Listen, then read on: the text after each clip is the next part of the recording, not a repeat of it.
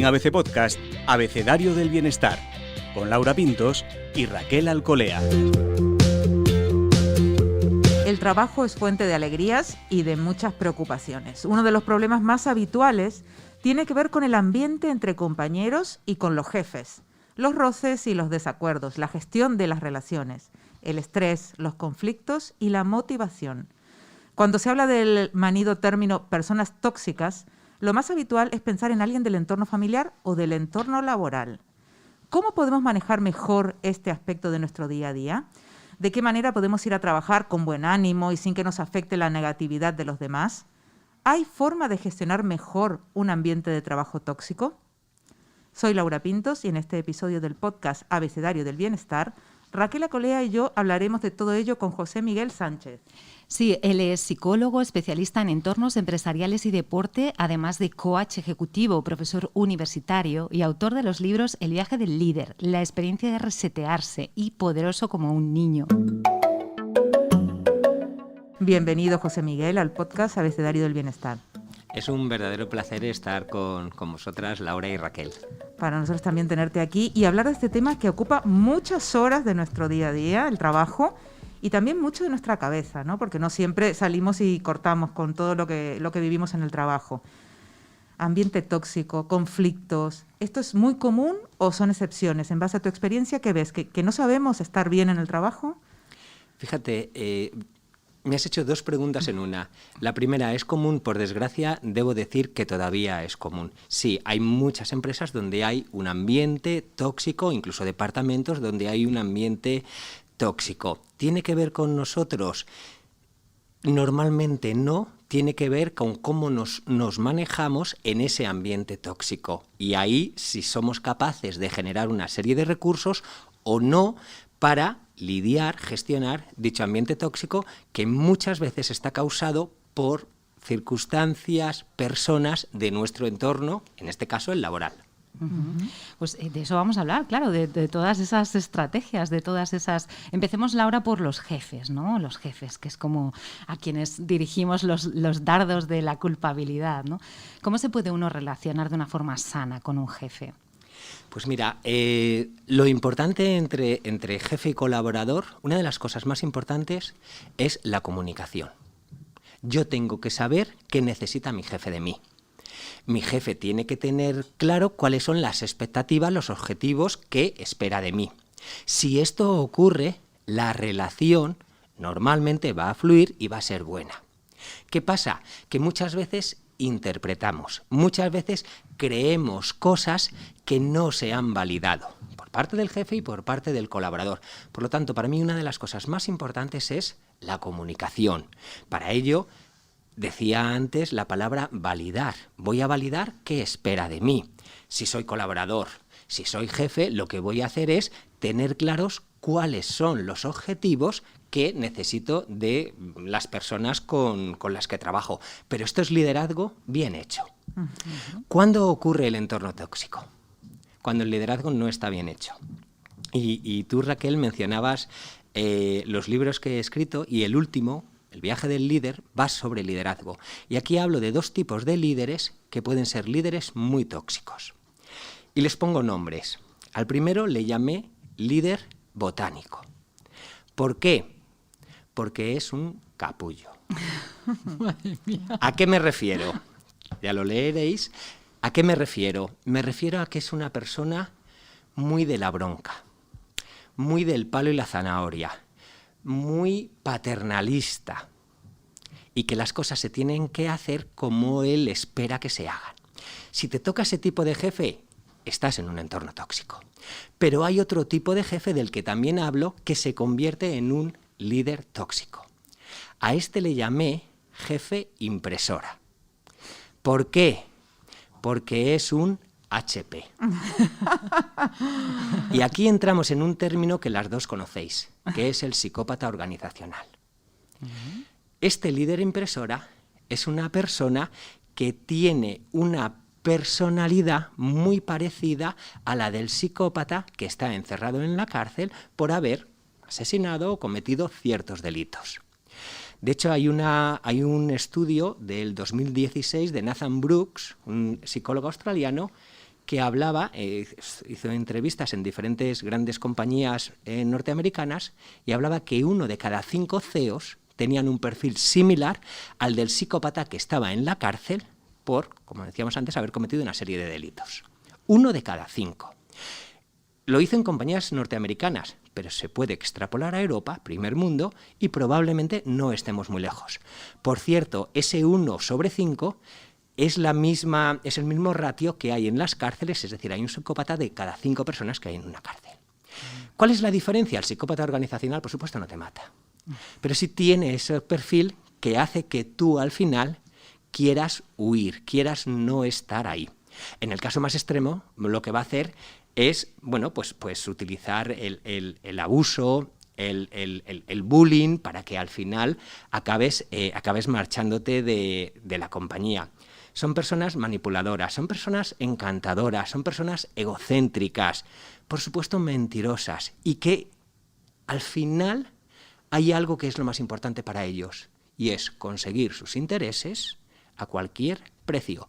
Por tanto, este psicópata organizacional normalmente está en posiciones muy elevadas en grandes compañías. Wow. Madre mía, nos hemos quedado con el botánico y la impresora. Existe un líder bueno. Vamos a intentar describir, tú que has estudiado este tema, qué atributos tiene que tener ese buen jefe. Pues mira, me das la oportunidad de hablar de los 2 otros tipos de líderes que también trabajo y que son, por un lado, el líder héroe, porque es una persona que trata de salvar a los demás, que trata de ayudarles y que normalmente la frase que vas a escuchar es: no te preocupes, ya lo hago yo. Siempre tiene una respuesta. Esto que parece muy bueno tiene un pequeño problema. Y es que es un líder héroe, no superhéroe. Con lo cual, muchas veces acaba perdiendo la vida. ¿A qué me refiero? Suele ser un líder muy autoexigente. Y al final, la frustración, el no llegar a todo, hace que esa persona, como líder, al final sufra bastante y, lo que es peor o tan malo, que haga sufrir también a sus equipos. ¿Por qué? Porque si tú tienes un líder que te saca siempre las castañas del fuego, difícilmente tú vas a querer evolucionar, innovar, hacer cosas diferentes. Con lo cual, ese líder va a crear un equipo muy dependiente, muy poco autónomo, y que en muchos casos lo que acabará ocurriendo es que cuando tenga talento de verdad, ese talento no quiera estar con un líder que no le permite evolucionar. ¿Cuál es la diferencia del líder héroe con los otros 2? Pues que no tiene mala intención. Mientras que los 2 primeros sí que hay cierta mala intención y sí que hay cierto interés, aquí hay más un desconocimiento, una creencia de que siendo autoexigente, teniendo yo todas las respuestas, es como aquellas personas que dicen, mira, tardo menos en hacerlo yo que en contártelo o que en formarte. Ese sería el líder héroe. Con lo cual es un paso mejor que los 2 primeros, pero todavía no hemos llegado al que para mí es el tipo de liderazgo que necesitamos hoy. Se llama líder transformador, porque transforma el entorno en el que trabaja, porque transforma al equipo y le hace crecer, pero lo más importante, porque se transforma a sí mismo o a sí misma. Para mí es lo más importante, consigue transformar todo aquello que es parte de lo que lidera. Por lo tanto, ese líder transformador y tiene una serie de habilidades que, si queréis, ahora entramos en ellas. Tiene una serie de habilidades que también describo y que tienen mucho que ver con ese liderazgo transformador. Claro, es interesante saber esas habilidades para saber si eso viene de fábrica, es decir, hay un carácter que puedas ser pues como más líder en este sentido, o si eso se puede aprender, ¿no? Y se puede ir con la experiencia, con la formación incluso, si se puede aprender a ser ese tipo de líder. Raquel, me parece una pregunta muy, muy oportuna, porque si yo te contestara viene de fábrica, cada uno de nosotros diríamos, uy, me ha tocado, no me ha tocado, qué mala suerte. Y hasta mañana, sí. Claro, sería determinista, es decir, a mí me tocó y a ti no, a ti sí, a mí no. No, se puede aprender. Como casi todas las cosas buenas en la vida, se pueden aprender. ¿Cuáles son estas habilidades de las que hablaba para conseguir llegar a ser un líder transformador y que hoy necesitamos en las compañías? La primera es bienestar integral. Es decir, yo no puedo liderar a otros si no me lidero a mí mismo. Yo no puedo ser muy bueno en un ámbito de mi vida, el profesional, y luego ser menos bueno en otros ámbitos, el familiar, el personal, los propios hobbies, los amigos, cualquier otro ámbito en el que también me mueva. Va a ser muy difícil. Segundo, pensar de forma diferente. Vivimos en un mundo, y hoy somos conscientes de que vivimos en un mundo cambiante. En 2008 hubo una gran crisis como no había habido desde los años 20, del siglo XX. Recientemente hemos tenido una pandemia, ahora estamos con conflictos bélicos. El mundo es un mundo que cambia a toda velocidad. En una empresa pasa igual. Tú no puedes hacer lo mismo que hacías hace 2 años o que hacías hace 5 años, con tus clientes, con tus colaboradores, con tus compañeros, etcétera, etcétera. Por lo tanto, pensar de forma diferente. Esto te va a llevar a la capacidad de innovación y esto te va a llevar a la excelencia entendida como lo contrario de la autoexigencia. Vivimos en un mundo tan cambiante, tan rápido, que no nos da tiempo a ser perfectos. No tenemos tiempo para ser perfectos. Por lo tanto, tenemos que ser excelentes. Y en esa excelencia cometeremos errores, pero aprenderemos de ellos. Mientras que la autoexigencia cometeremos errores y los veremos como fracaso y por eso vendrá la frustración. Tercero, valentía en la toma de decisiones. Coraje en la toma de decisiones. Es un momento en el que tenemos que tomar decisiones, en el que no tenemos que tener miedo. El miedo está alrededor nuestro, pero la mayoría de nuestros miedos no ocurrirán. Hay un estudio muy bueno que se preguntó a una serie de personas a qué tenías miedo. Y bueno, pues dijeron todos los miedos que podéis imaginaros: enfermedad, perder el trabajo, a que me pase algo, a que le pase algo a mis seres queridos, bla, bla, bla. 5 años después se volvió a unir, a convocar al grupo. A cada uno le dieron su lista de miedos y les preguntaron en estos 5 años cuántos de estos miedos sí se han hecho realidad. 5% se habían hecho realidad, 5% de manera azarosa pues habían acabado ocurriendo, 90% restantes no ocurrieron. Ahora nos tenemos que preguntar cuánto nos limitan nuestros miedos, esas anticipaciones negativas que muy probablemente no acabarán ocurriendo. ¿Cuánto nos limitan? Por lo tanto, la tercera es coraje en la toma de decisiones. Cuarta, humildad. Como no podía ser de otra manera. Y humildad tiene mucho que ver con conocer tus puntos fuertes, pero sobre todo conocer tus áreas de desarrollo y actuar en consonancia con ellas. Las personas humildes son esas personas que se autoconocen, una de las metacompetencias de la inteligencia emocional, el autoconocimiento, que se conocen bien y que conocen sus áreas de desarrollo. Por lo tanto, desde ellas trabajan. Por cierto, uno de los valores que más valoran los empleados en un CEO, en los primeros directivos y directivas de las compañías, es la humildad. La humildad tiene que ver con eso, con conocer tus áreas de desarrollo. Y ¿qué rasgos de humildad? ¿Cómo se identifica la humildad en alguien, ¿no? Porque es una palabra como muy grande, ¿no? Pero... Pues mira, la humildad se identifica, y yo la relaciono mucho con la siguiente habilidad, que es la empatía. En la humildad tú no estás mirando hacia tus intereses. ¿Recordáis lo que os decía del líder impresora muy egocéntrico, etcétera? En la humildad tú no miras a tus intereses. En la humildad eres consciente de tus vulnerabilidades. Como seres humanos somos vulnerables. No podemos hacerlo todo perfecto, no podemos estar siempre bien ni conseguir todo a lo que aspiramos. Sí que podemos dar lo mejor de nosotros para llegar a donde queremos llegar. Y eso siempre lo tendremos que poner en valor, elevar nuestros estándares para conseguir lo que queremos conseguir. Pero la humildad tiene mucho que ver con la vulnerabilidad, con ser conscientes de que somos vulnerables y de que somos falibles, es decir, no vamos a conseguir todo, pero no pasa nada, en aquello que no consigamos aprenderemos en esos errores. Decía, tiene mucho que ver con la siguiente, que es la empatía.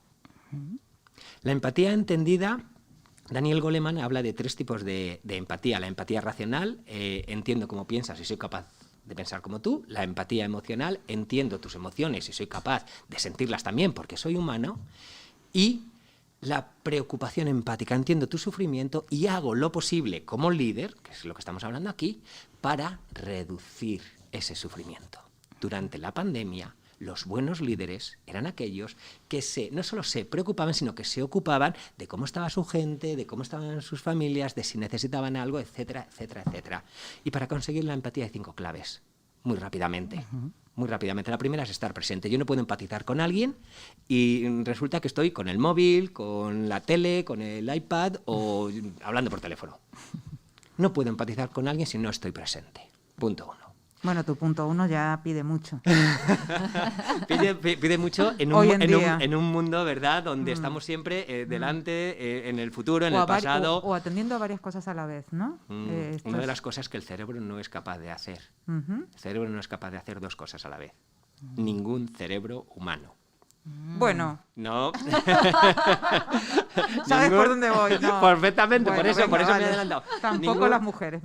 No, al contrario, eso muchas veces ha jugado en contra vuestra, porque entonces se entendía que teníais que hacer mucho más de lo que hacíais, y el cerebro humano trabaja en serie. Primero, una cosa, es verdad que somos capaces de cambiar muy rápidamente de una cosa a otra, pero cambiamos. Si tú estás a 2 cosas, una de ellas no la estás haciendo bien. La que sea. No le estás dando la atención que necesita. Por lo tanto, la primera, estar presente. La segunda, otra que es tan poderosa casi como la primera, la escucha. La escucha desde el otro. Esto es la empatía. La escucha desde el otro, no desde mí. Qué interesante lo que dices. Sí, a mí también me ha pasado. No, la escucha desde el otro. Tercera, las buenas preguntas. Si yo quiero empatizar con la otra persona, necesito conocerla. Para conocerla, tengo que ser capaz de hacer buenas preguntas. Cuarta, la calibración de emociones.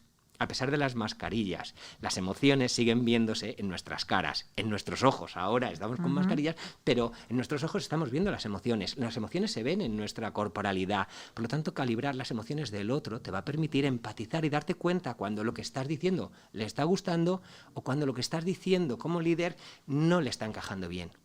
Y la última, si las 4 primeras se hacen bien, lo que vas a conseguir es lo que llamamos en psicología rapport, una conexión natural en la que la conversación entre el líder y el colaborador o entre 2 personas fluye.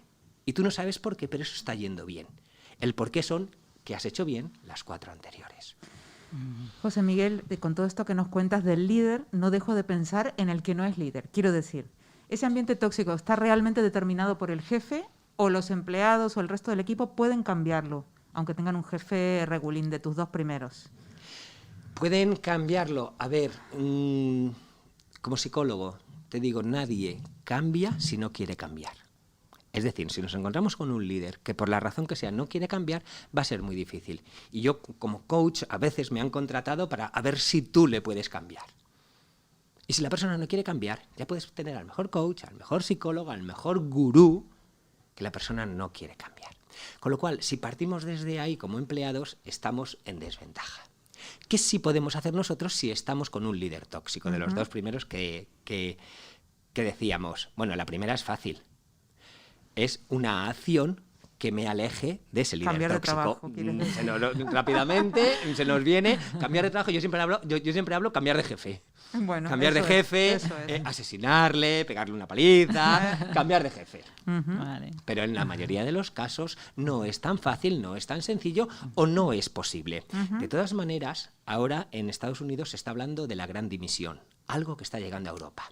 Es decir, personas que están muy hartas del trabajo en el que están y que deciden irse, como decían nuestros abuelos, con una mano delante y otra detrás, antes de seguir poniendo en riesgo su salud física y sobre todo la otra, la mental. Y sobre todo la otra. Por lo tanto, esa es una opción, pero hay más. 2, yo le llamo orientado a la emoción. Yo puedo cambiar la emoción que me produce. Si solo me fijo en mi jefe, en ese jefe botánico o en ese jefe impresora, está claro que todo lo que voy a ver es malo. Y todas las emociones que me van a venir son nefastas. ¿Pero qué más cosas tiene mi trabajo? Pues resulta que tengo proyectos que son muy retadores. Resulta que tengo unos compañeros que son mágicos. Cada vez que estoy con ellos disfruto un montón. Resulta que me pagan bien. Resulta que estoy en una gran empresa, con una gran marca que me da algo. ¿Qué cosas sí tiene buenas mi trabajo. Si yo me fijo en eso más que en el tipo de jefe que tenga, es verdad que en las interacciones con el jefe, sobre todo en las que no vayan bien, voy a sufrir, pero si yo me fijo más en todo lo demás, voy a generar muchas emociones positivas que van a equilibrar esa lucha entre el jefe tóxico que tengo y todo lo demás que tiene mi trabajo. Si yo solo me fijo en el jefe, estoy perdido, clarísimamente. Tercera, orientado a la aceptación, le llamo. ¿Qué significa esto? Habrá momentos donde el jefe tóxico es jefe tóxico, por la razón que sea, tú no puedes cambiar de empresa y lo que no vas a hacer es cambiar la emoción. ¿Por qué? Pues porque no. Entonces, aquí, orientado a la aceptación, implica una palabra que conocéis muy bien las dos, que es resiliencia. Cuando la adversidad está tan fuera de tu control por la razón que sea, tienes dos opciones, aceptar o resignarte. En la resignación te quedas anclado al pasado y sufres. En la aceptación, la mirada es desde este momento hacia el futuro. Ahora mismo, por la razón que sea, no puedo irme y no quiero cambiar la emoción. Con lo cual, ¿qué sí puedo hacer en el futuro para que lo antes posible mi situación sea otra? Pero desde la aceptación. ¿Qué pasa en la resignación?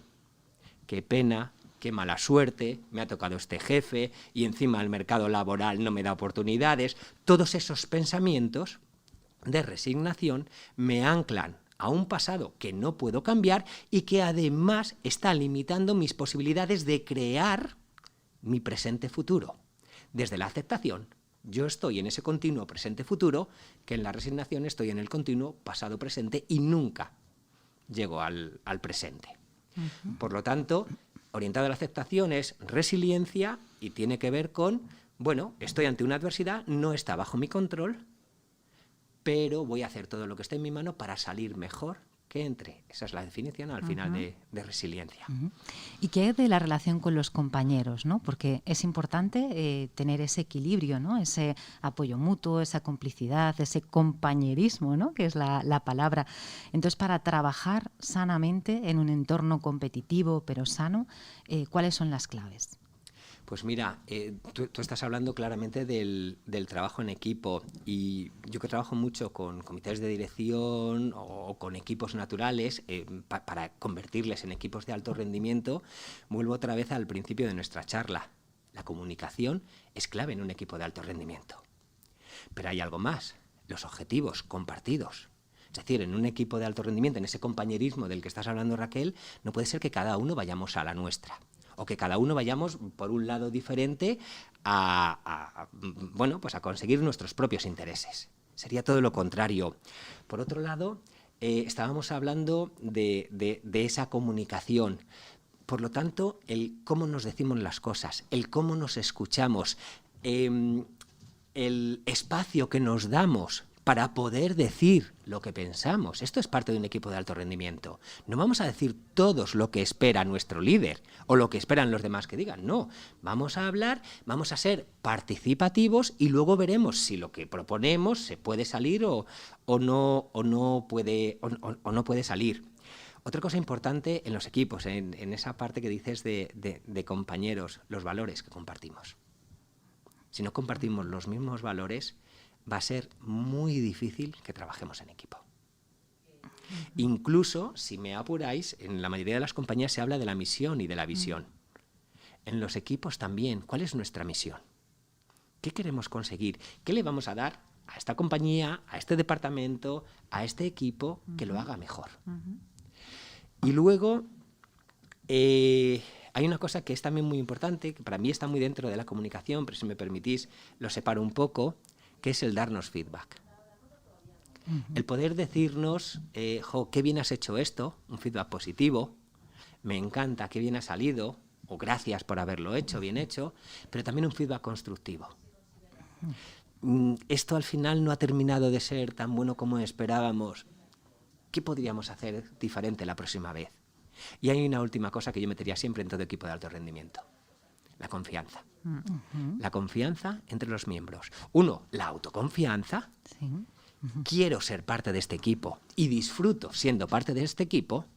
Segundo, la confianza con mis compañeros, porque al final los equipos, esto es una frase muy manida, que es, bueno, pues una cadena se rompe por el eslabón más débil, ¿no? Pues el equipo tienen que confiar todos en todos los miembros y ayudarse mutuamente. ¿Para qué? Bueno, pues para al final conseguir esos objetivos, esas metas de las que hablábamos al principio, que todos compartimos. José Miguel, en todo esto que cuentas también hay una parte, bueno, cuando pasa algo malo en el trabajo o tienes un jefe tóxico o tienes una situación, los equipos también se comentan, ¿no?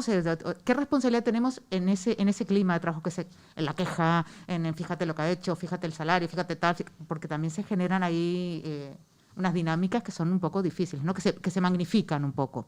¿Cómo tenemos que actuar? ¿Tenemos que cortar con ese tipo de conversaciones? ¿Cómo hacemos para, entre esa confianza que tenemos y las ganas de compartir y no seguir sumando toxicidad al ambiente? Mira, Laura, ahí estás hablando de conflicto. Y para que haya un conflicto necesitas dos partes. Aquí estás poniendo una, el líder tóxico, y por otro lado el equipo. Lo mejor que le puede pasar al equipo para mantener el conflicto es encontrar con quién pelear. ¿Ante quién unirse? Claro, ¿no? nos unimos todos, Eso exactamente, es, Laura, nos unimos todos contra el jefe. Y entonces lo que hacemos es que nos retroalimentamos. Claro, fíjate, es que otra vez, y lo que te ha hecho a ti, y ayer me lo hizo a mí, y entonces, ¿todo esto para qué te sirve? Desde mi punto de vista, para nada. Se llama queja. Y la queja, muy parecido a la resignación de la que hablábamos hace unos minutos, te ancla al pasado. La queja te ancla al pasado y te convierte en una víctima. Y cuando eres una víctima, tienes muchos menos recursos, muchas menos habilidades para salir de esa situación que te hace víctima. Por lo tanto, la queja, desde mi punto de vista, ni como desahogo, pero puedo entender que para muchas personas, oye, danos 5 minutos, en psicología se catarsis. llama catarsis e incluso ventilar. Sí. En psicología dices, bueno, dame 5 minutos para que ventile. Ventile significa que voy a soltar todo, ¿vale? Ya cuando he soltado todo, venga, ahora vamos a empezar. ¿Vale? En una sesión, imaginaos, ventilo en 5 minutos, me quejo de todo, venga, ahora ya vamos a trabajar. Porque si en vez de ser 5 minutos de queja, son 5 horas, son 5 días, son 5 meses de queja, la queja te impide avanzar. En la queja tú estás en un lugar que es la mala suerte, que es ¿por qué a nosotros?, que es ¿por qué a mí? Pero no hay en ningún momento no hay un ¿cómo salgo de aquí? ¿Qué otras posibilidades tengo? ¿De qué otra manera me puedo sentir? ¿De qué otra manera voy a influir en mi jefe? ¿O voy a tratar de influir? ¿O qué necesito hacer para estar lo menos posible con este jefe? Ahí, en España lo utilizamos menos, pero en Sudamérica se utiliza mucho la distinción entre queja y reclamo. ¿Vale? Entonces, cuando yo hago un reclamo, lo voy a hacer a la persona que pueda hacerlo, pues yo puedo tener una conversación con mi jefe y ver sus expectativas, tal, o yo puedo hacer un reclamo a mí mismo y decir, vale, hasta aquí.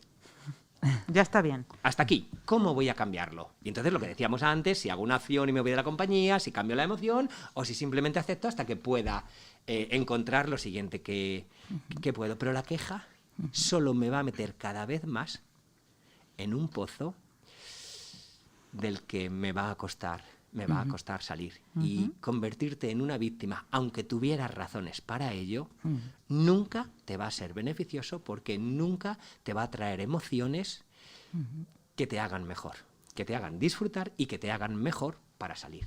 Cuando empieza el run run y el venga y esto mal, y esto mal, y esto mal, y esto mal, y esto mal, ¿cómo se neutraliza la queja? O al menos, ¿cómo se camina hacia otro lado, ¿no? Hacia algo más rico, constructivo, que ayude, ¿no? Porque parece que la queja no ayuda, ¿no?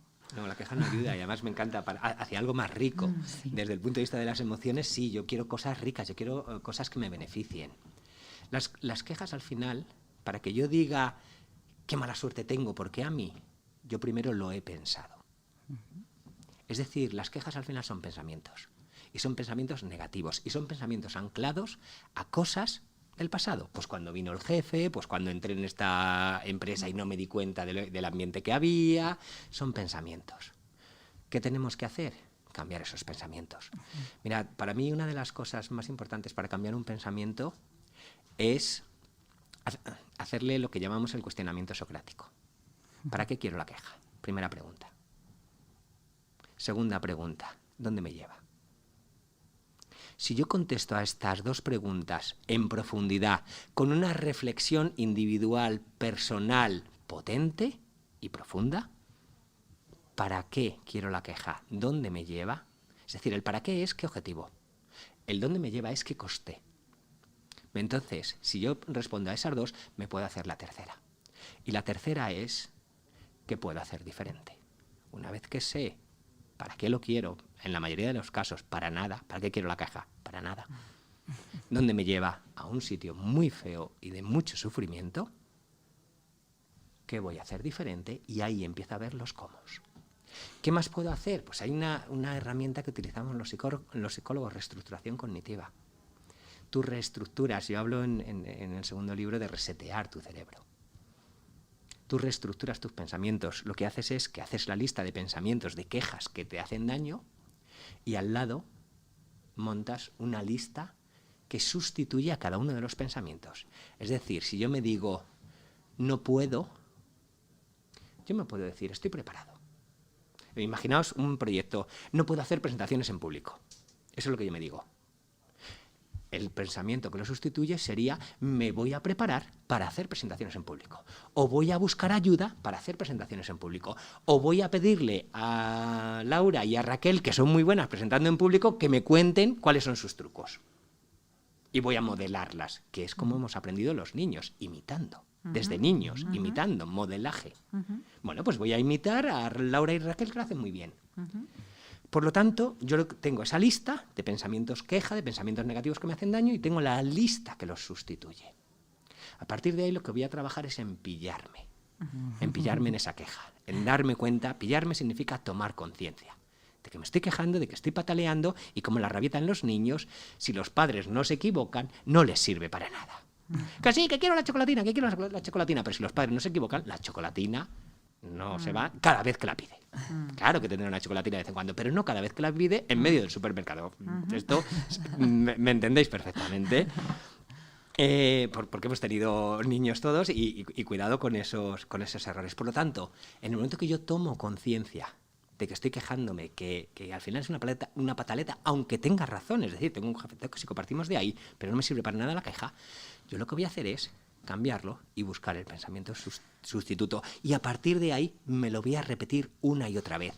De esa manera generaré la reestructuración cognitiva. Ante una situación que potencialmente podía abrir la queja, Miguel, te voy a interrumpir. Hay que escribirlo. Para mí escribir es lo más maravilloso. Por eso. Por una razón.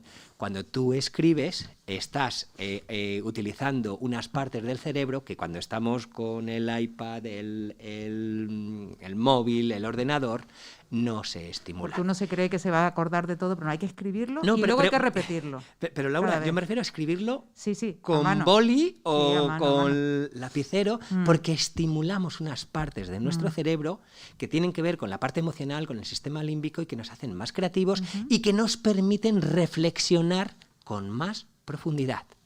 Pero sí, si no tenemos un boli a mano, vengan, en las notas del móvil. Mejor que tirar de memoria, porque eso sería un error. A mí se me ocurre preguntarte, claro, en los grupos, en las familias, por supuesto, y en los grupos de trabajo también, que llevan tiempo juntos, se generan roles, ¿no? Y está la positiva, el malhumorado, la responsable, la alocada, bueno, la creativa, ¿no?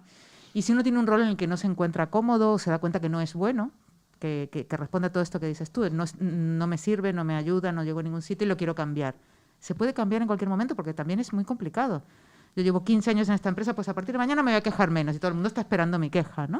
¿Cómo hago estas pequeñas cositas para caminar hacia el cambio? Lo has explicado muy bien. Y desde cómo lo has dicho, voy a tratar de trabajarlo. Tú llevas 15 años en esta empresa. Y imagínate lo que decías, ¿no? Y siempre me he quejado. Y de repente un día dejo de quejarme. En los primeros minutos la gente te va a mirar raro. ¿Qué le ha pasado a Laura? Esta no es Laura, seguro que persigue algo. ¡Ojo! Y además tendrán razón. Porque dirán, uy, cuidado, que esta no es Laura. Eso en el primer minuto, en los primeros 5 minutos, en el primer día, sí. ¿Y cuándo lo haces un segundo día? ¿Y cuándo lo haces un quinto día? Y cuando llevas 15 días haciéndolo, y cuando llevas un mes haciéndolo, 6 meses haciéndolo. Hay una frase que creo que es anónima, que a mí me encanta. Nada cambia, yo cambio, todo cambia. Es decir, en el momento que tú cambias, al principio la gente estará un poco a la defensiva. Ojo, sobre todo si les extraña mucho. Pero si tú eso lo mantienes en el tiempo, de repente las personas, los equipos se darán cuenta, ojo, Laura se relaciona conmigo, personalmente, o con nosotros, de una manera diferente a como se relacionaba antes. Con lo cual, esas personas, de manera inconsciente, empezarán a amoldarse a la nueva Laura. Y decías otra cosa, por eso te decía que lo has explicado muy bien, los roles. Es lo que tiene estar con un psicólogo delante, Raquel. Te sale todo, ¿verdad? Los roles. Para mí son esos roles. Déjame que utilice una palabra más técnica. Patrones de conducta. Esas personas que dicen, yo soy tímido. Bueno, eres tímido hasta que un día decides dejar de ser tímido. Lo que pasa que durante la mayor parte de tu vida has elegido situaciones donde estar detrás, estar en un lugar más apartado, por la razón que sea, porque lo has modelado, porque lo has aprendido, porque tuviste una mala experiencia, te venía mejor. Pero puedes ser tímido y mañana, si quieres, si te beneficia, si lo necesitas en tu puesto de trabajo, también podrás ser extrovertido. ¿Vas a ser el más extrovertido del mundo mundial? Probablemente no. Pero nosotros tres, que podríamos decir que somos extrovertidos por nuestro trabajo, por lo que hacemos, etcétera, los tres sabemos que hay momentos de nuestra vida donde somos tímidos también. Por lo tanto, para mí son roles.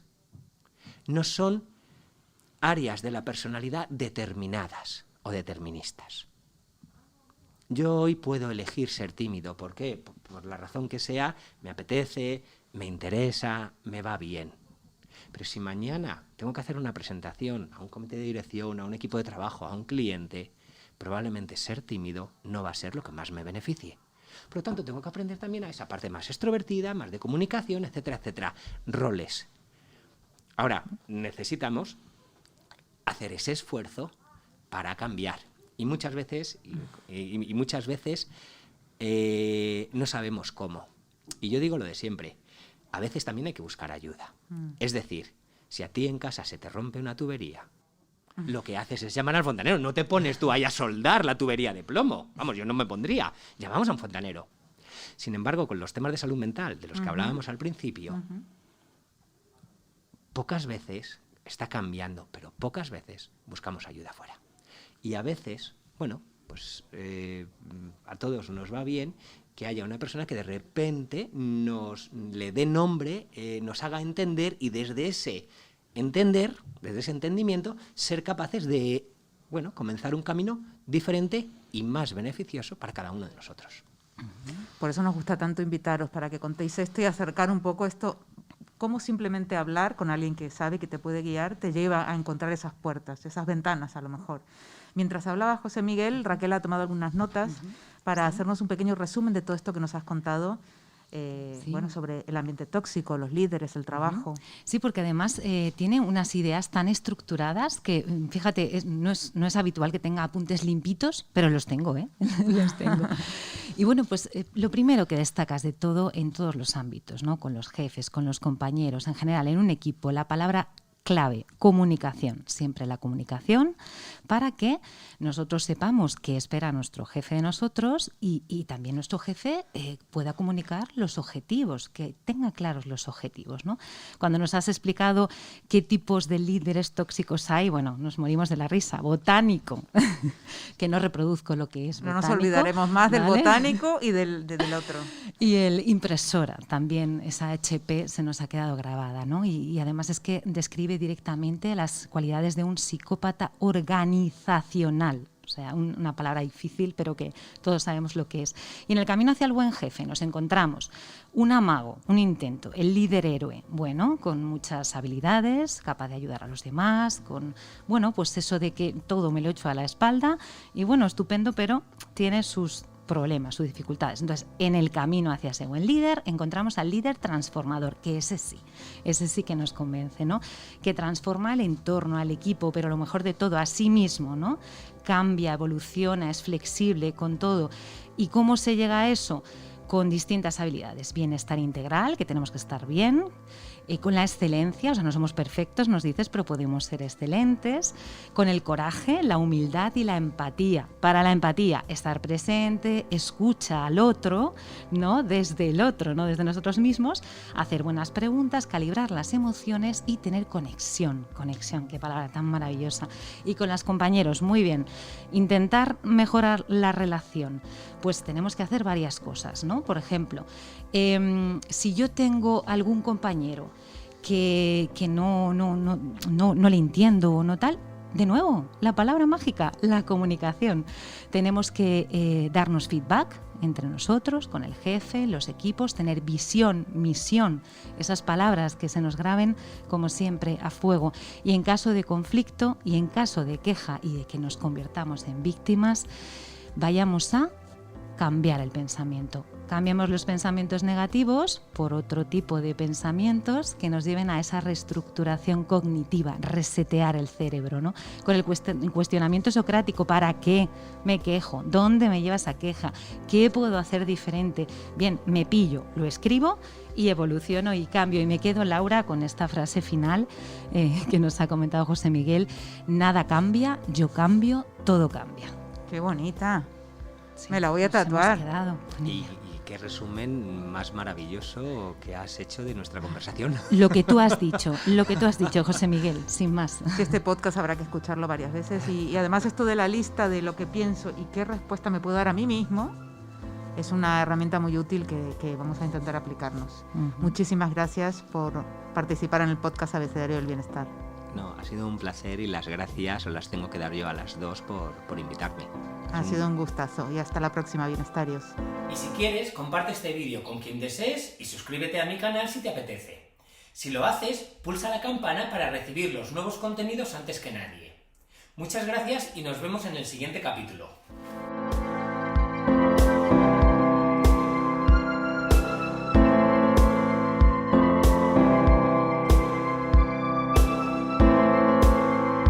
Puedes escuchar todos los episodios del Abecedario del Bienestar en abc.es, iVoox, Wanda, Spotify, Apple Podcast y Google Podcast.